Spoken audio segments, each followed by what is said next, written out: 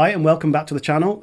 Today we are going to be reviewing the second episode of Series 2 of Strange New Worlds, Ad Astra Per Aspera? Aspera, yeah. Aspera, is that how it's pronounced? So we're going to quickly run over the plot, talk about a few things of note during it, and then kind of sum up at the end. So this episode picks up from the cliffhanger from the end of the previous season, which is that Una, number one, has been arrested for the crime of being an augmented individual that has enlisted in Starfleet. I will just say, having seen this week's episode to last week's episode, I completely understand why they went with what they did for episode one. Action. I think it works the way they have done it. Yeah. What I thought was a really good sequence. Initially, I was really confused, which is Pike wearing a breathing unit.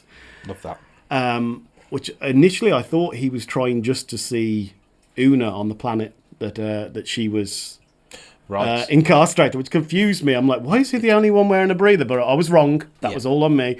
He's actually on a planet to go and find a equivalent of a lawyer, really, isn't it? Yeah, I mean, it's because they just put that snippet in last week's episode, which is how picking up, you're going to find a lawyer. Going to find, exactly. And it's on a planet of augmented people. So obviously they've settled on a planet that is inhospitable to anyone else, basically. But that we did have a good sequence of him kind of playing someone's bluff. No one will see him, so he allows his oxygen to run out to the point where they have to do something in order to not let him die in the office. That was a bit about his character. I thought I loved shows how far he's willing to go for friends, family, and his crew. And I really admire him for that even more so. You know? Yeah, I also didn't think it was a bluff. April is called as a prosecution witness. Yes. Which was quite an electrifying scene in the end. As a lot of things are brought to bear on him. It's implied. Well, it's not even implied. They point blank say that he's been put on trial effectively by the defence, and it's out of order. However, they do raise some difficult but interesting points about the Federation, the Prime Directive as well as a whole. Well, you're bringing out General Order 1 versus the Prime Directive. It's clearly the front and centre. Yeah. At this point, starting to become allegorical to the McCarthy witch trials, possibly edging into some gay rights issues. Some heavy issues are being allegorised. Yeah, and I think it's a classic thing of what Trek does best. Yep. It just thought this covered so many different topics. Absolutely. I was from that point. I was already invested because I just wanted to find out what was going to happen with Una. But at this point, I was like, okay, this episode's going that little bit further. It's kind of ticking my box a little bit further. And I like the follow-up scene where Pike kind of goes to see him. Kind of got the impression, not as an apology, but to kind of smooth things over. Yeah. And I love the fact he pours the 2 glasses of whiskey, and then April storms out. So what does Pike do? Pours them both in there and drinks it anyway. Back, God, I love him so much. She's great. It's what I would do. So great.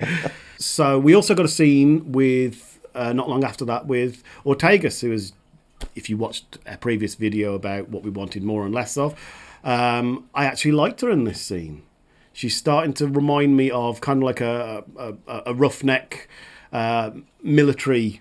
Now I've got that in my head. I'm pleased that. Yeah, now I've got it in my head that that she's a war veteran, that kind of thing.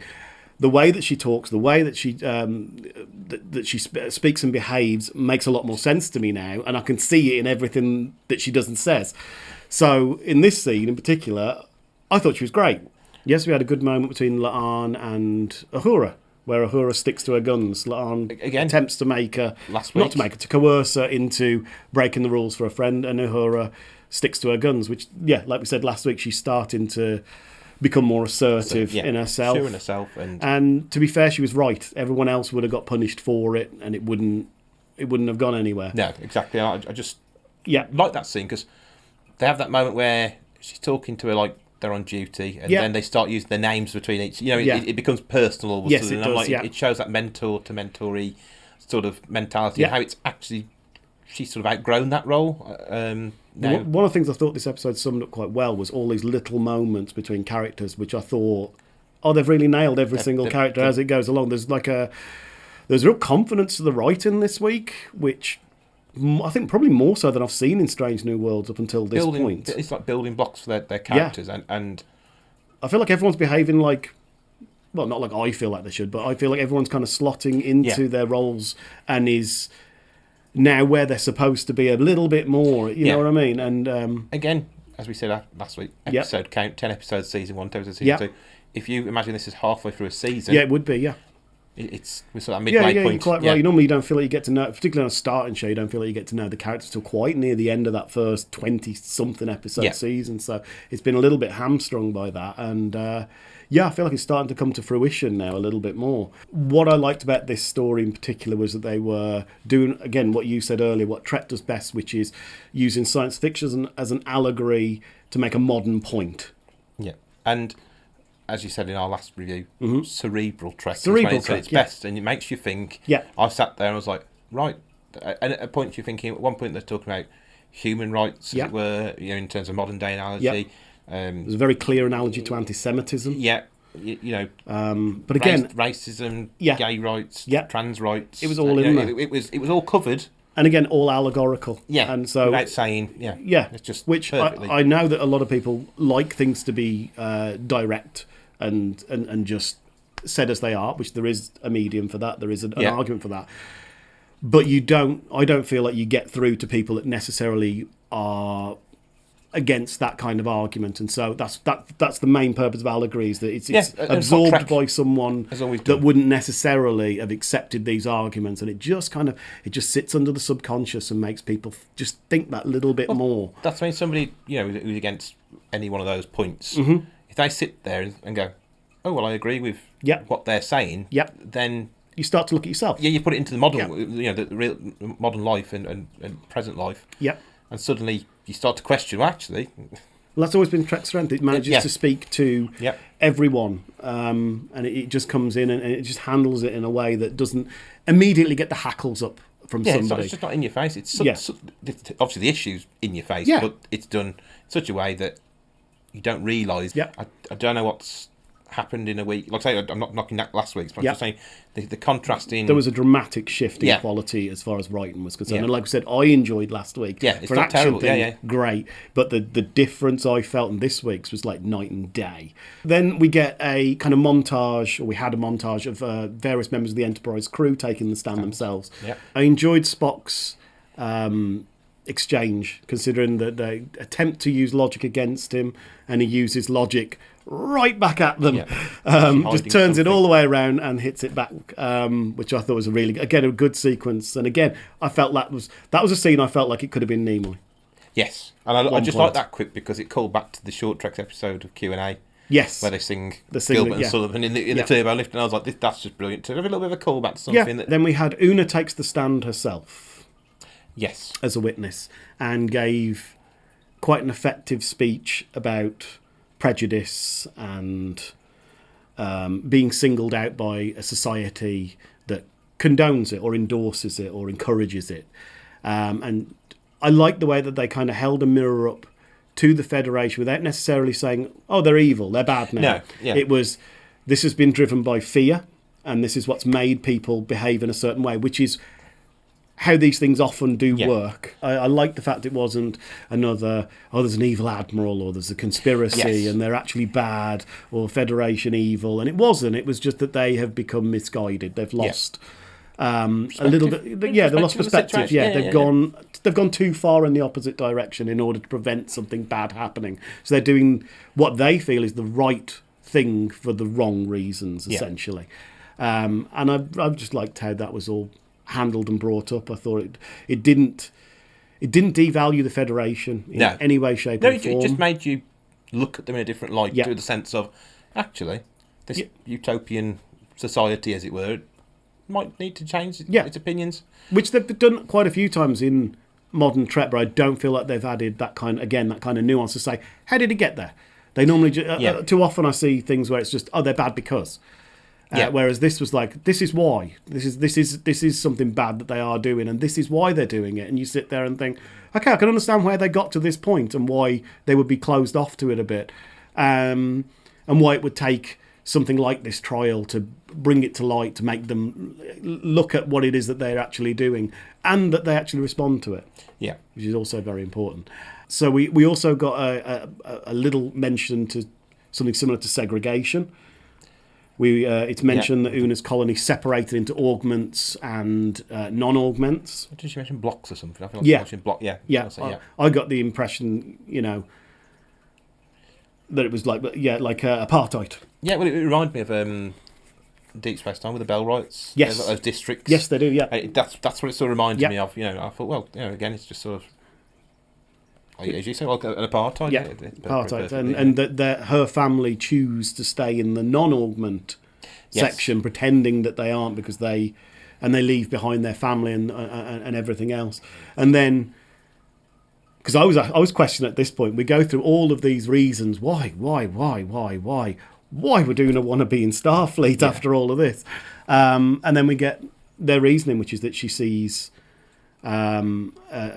Is it a landing party or there's a Starfleet mission to the planet, isn't there? Yeah. And she sees the the diversity between the cultures, races, all the rest of it, and sees that there is something there. There's something to strive for, which comes back into the episode's title. Yeah. Which his meaning is. Oh, the title of the actual episode is To the Starstreet. Difficulties, but there is hardship in the episode, which I think was a bit of a play on this situation. Yeah, which sums it up. If it's worth doing, it's worth fighting for, essentially. Yeah. So then the Vulcan prosecutor goes directly after Pike. Yes. At this point, doesn't he? He asks the question, how long has Pike known? She's under oath. It's also revealed that she is responsible for leaking the information that she's an augment because she wanted to. She'd had enough of hiding. I thought that was great. She wanted to be herself. As a resolution, I thought, cause I was thinking for all the episode, well, where's it come from? And the fact that she's just decided to sort of stand up and be heard is something I think a lot of people can identify with. Yeah, she did it to protect Pike and everything really as well, because she didn't really want it to come out like that. And I suppose she didn't maybe expect Pike to go to the lengths he did. Yeah. So at that point, they use Starfleet's rule of asylum against them, which again, I really like because it's something that we have today. Yeah. A lot of countries have laws on asylum, so it's something that we can hear and recognise. We can sit there and go, oh, I know how that works, actually. So when it is used, and it's used quite effectively, I thought, it's something that the entire audience can be on board. It's not some bullshit rule that's just been brought out. You know what I mean? It's not some made up, this is spacey law or anything. Love that entire sequence because it got Pike off straight away, obviously. Yeah, I thought it was a clever resolution. I didn't expect it to be all quite so neatly tied up together, like we said. So what were your thoughts on the episode then? As a whole,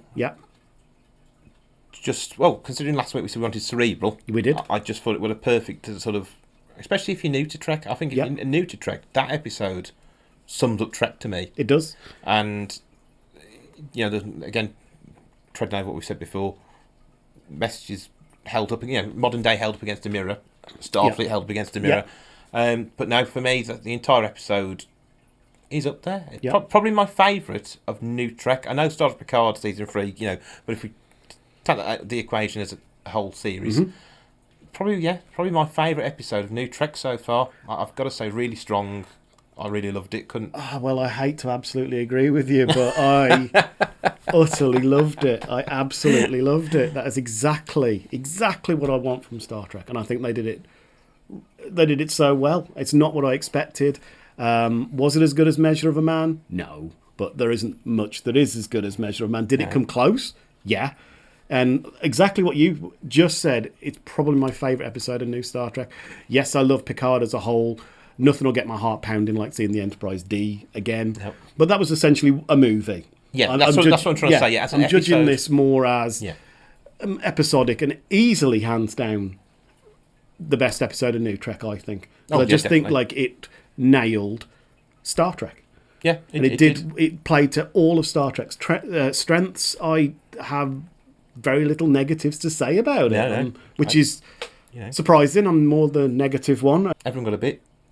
Everyone got a bit, I didn't expect to see the crew, actually, after last week. I thought they were going to be omitted completely, and whilst we only got little sections with them, what we got, I actually thought was more important than a lot of scenes that we've had where we've had episodes focused on them. We haven't learned as much about them. I felt like I got more identity from the characters in their little scenes in this than from quite a few others. I couldn't be happier. No, I couldn't. which I'm really, really surprised about. Pleasantly surprised.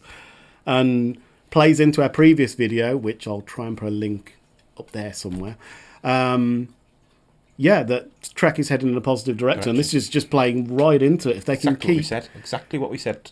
If they can keep going at this level, you know, then we'll all be happy. I'll be very happy. We'll all be happy fans, yeah. What is going to be your rating? How many lights out of 5? See, I'm more curious to find out what you think, because I know what I'm going to say, but you're usually the more negative one than me. I am more the negative one. I'm normally the one that'll just 5 out of 5. Oh, so I've got 5 out of 5. Yeah. I've got it.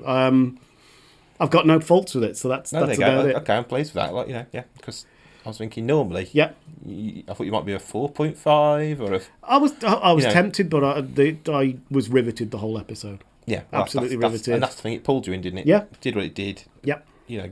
I was actually annoyed that I kept having to stop to make notes. So I hope you will join us for our next video. If you could give this episode a like and maybe even subscribe if you want to see more, that'd be brilliant. Feel free to comment down below. We do try and reply to any comments. So if you want to talk Trek with us, go right ahead. Some people probably think that we're idiots and hate this episode. You're entitled to that opinion too. We're not. No. So, hopefully we will see you on the next one. Next one, yeah.